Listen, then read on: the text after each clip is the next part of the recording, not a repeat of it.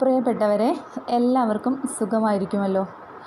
രാത്രി ഒരുപാട് മണിക്കൂറുകൾ കഠിനമായിട്ട് ജോലി ചെയ്ത് രാത്രി മുഴുവൻ പോലീസ് സ്റ്റേഷനിലിരുന്ന് കൊതുകിൻ്റെ കടി കൊണ്ട് ഉറങ്ങാൻ കഴിയാതെ ക്ഷീണിതനായി നേരം വെളുപ്പിച്ച പ്രിയപ്പെട്ട സഹോദരൻ യദു കൃഷ്ണന് ഞാൻ ആദ്യം തന്നെ മെയ് ദിനാശംസകൾ നേരുന്നു. താങ്കൾക്കൊക്കെ മെയ് ദിനാശംസകൾ നേർന്നില്ലെങ്കിൽ പിന്നെ ആർക്കാണ് മെയ് ദിനാശംസകൾ നേരുക?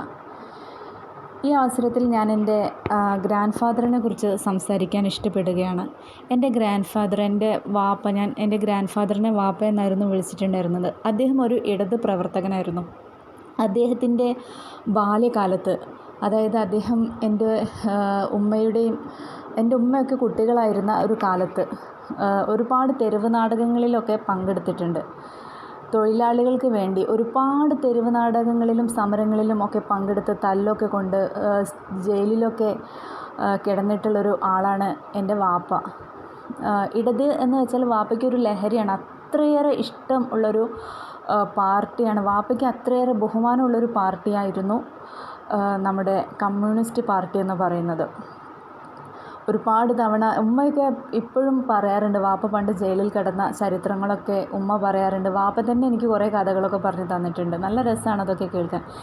പക്ഷേ ഞങ്ങളൊക്കെ വളർന്ന്, അതായത് ഞങ്ങൾക്കൊക്കെ ഓർമ്മ വെച്ച നാൾ തൊട്ട് വാപ്പനെ അങ്ങനെ പാർട്ടിയുടെ കൂടെയോ അല്ലെങ്കിൽ പാർട്ടി പ്രവർത്തകരുടെ കൂടെയൊന്നും വാപ്പനെ കാണാറില്ല.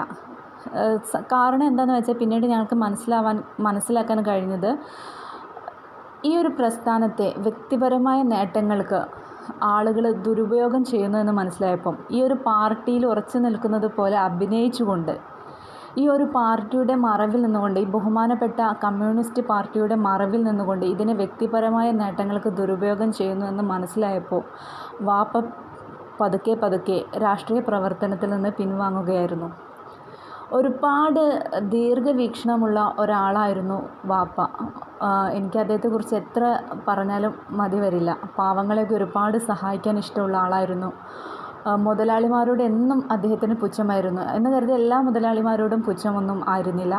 പാവങ്ങളെ അകമഴിഞ്ഞ് സഹായിക്കുന്നവരെ വാപ്പ ബഹുമാനിച്ചു. പാവങ്ങളെ കഷ്ടപ്പെടുത്തുന്നവരെ വാപ്പ എതിർത്തു. അതിൻ്റെ ഒരുപാട് ബുദ്ധിമുട്ടുകൾ വാപ്പയ്ക്ക് അനുഭവിക്കേണ്ടി വന്നിട്ടുണ്ട്. ഈ ഒരു അവസരത്തിൽ ഇങ്ങനെ വാപ്പനെ കുറിച്ച് പറയണം എന്ന് എനിക്ക് തോന്നി. അദ്ദേഹം ഇപ്പം ജീവിച്ചിരിപ്പില്ല. ഇനി ഞാൻ പറയാൻ പോകുന്നത്, നമ്മൾ ഇപ്പോൾ ഒരു സ്വപ്നം കണ്ടുകൊണ്ടിരിക്കുകയാണ്. നമ്മളെല്ലാവരും ഇപ്പോൾ സുഖമായിട്ട് ഉറങ്ങുകയാണ്. ഞാനും നിങ്ങളുമൊക്കെ ഉറങ്ങുകയാണ്. ഞാൻ ഈ വീഡിയോ ചെയ്യുന്നതും ഉറക്കത്തിലാണ്. ഈ ഉറക്കത്തിൽ ഞാൻ സ്വപ്നം കാണുകയാണ്. നമ്മൾ സുഖമായിട്ട് ഉറങ്ങുന്ന സമയത്ത് നമ്മുടെ സ്വപ്നത്തിലേക്ക് ഒരു KSRTC ബസ് ഇങ്ങനെ പോയിക്കൊണ്ടിരിക്കുകയാണ്. അതിവേഗതയിൽ പോയിക്കൊണ്ടിരിക്കുകയാണ്. അതിൻ്റെ തൊട്ടുപുറകിലായിട്ട് ഒരു ചുവന്ന കാറ് വന്നുകൊണ്ടിരിക്കുന്നു. ആ കാറിൽ ഒരു സുന്ദരിയായിട്ടുള്ളൊരു പെൺകുട്ടി ഇരിക്കുന്നുണ്ട്. സാമർഥ്യമുള്ള, സന്മനസ്സുള്ള, തിരുവനന്തപുരത്തെ മേയർ എന്ന പദവിയിലെത്തിയ, വളരെ ആദരിക്കപ്പെട്ട ഒരു വ്യക്തിത്വമായിട്ടുള്ള പെൺകുട്ടിയായ ആര്യ രാജേന്ദ്രൻ ഇരിക്കുന്നുണ്ട്. അവരുടെ കുടുംബം ഇരിക്കുന്നുണ്ട്. അതിനിടയ്ക്ക് ഡ്രൈവർ എന്തോ ഒന്ന് കൈകൊണ്ട് കാണിച്ചു. അത് ലൈംഗിക അധിക്ഷേപമാണ് എന്ന് പറഞ്ഞുകൊണ്ട് ആര്യ രാജേന്ദ്രൻ അതിവേഗതയിൽ അവരുടെ പിന്നാലെ, ആ ബസ്സിൻ്റെ പിന്നാലെ വാഹനമോടിച്ച് ഇവർക്കിടയിൽ ഒരു മത്സരം നടക്കുകയാണ്. കാറും ബസ്സും നമ്മളിങ്ങനെ ഉറങ്ങുമ്പോൾ കാണുകയാണ്. വളരെ ഉയരത്തിലുള്ള ഒരു ബസ്, ഉയരത്തിലെ സീറ്റിലിരിക്കുന്ന ബസ്സിലെ ഡ്രൈവറായ യദു എന്ന സഹോദരൻ കൈകൊണ്ട് എന്തോ ഒരു ആംഗ്യം കാണിച്ചത് സ്ത്രീകൾക്ക് നേരെയുള്ള ഒരു അധിക്ഷേപമായിട്ട് അതിനെ ആര്യ രാജേന്ദ്രൻ വിലയിരുത്തുകയും അതിനെ സ്ത്രീകൾക്ക് വേണ്ടി ഒച്ചവെച്ച് സ്ത്രീകൾക്കൊപ്പം നിന്നുകൊണ്ട് പ്രതികരിക്കാൻ അവർ തയ്യാറാവുകയും ബസ്സിൻ്റെ ഇടതുഭാഗത്തുകൂടെ കാർ ഓവർടേക്ക് ചെയ്ത് സീബ്ര ലൈനിൽ നിർത്തി അവർ ഡ്രൈവറെ കയ്യേറ്റം ചെയ്യുകയും ചെയ്യുന്നത് നമ്മൾ സ്വപ്നം കാണുകയാണ്. ശേഷം ഇവരുടെ ആര്യ രാജേന്ദ്രൻ്റെ ഭർത്താവായ ബഹുമാന്യനായ സച്ചിൻ ദേവ് ബസ്സിൽ കയറി യാത്രക്കാരെയെല്ലാം വഴിയിൽ ഇറക്കി വിട്ടു. ശേഷം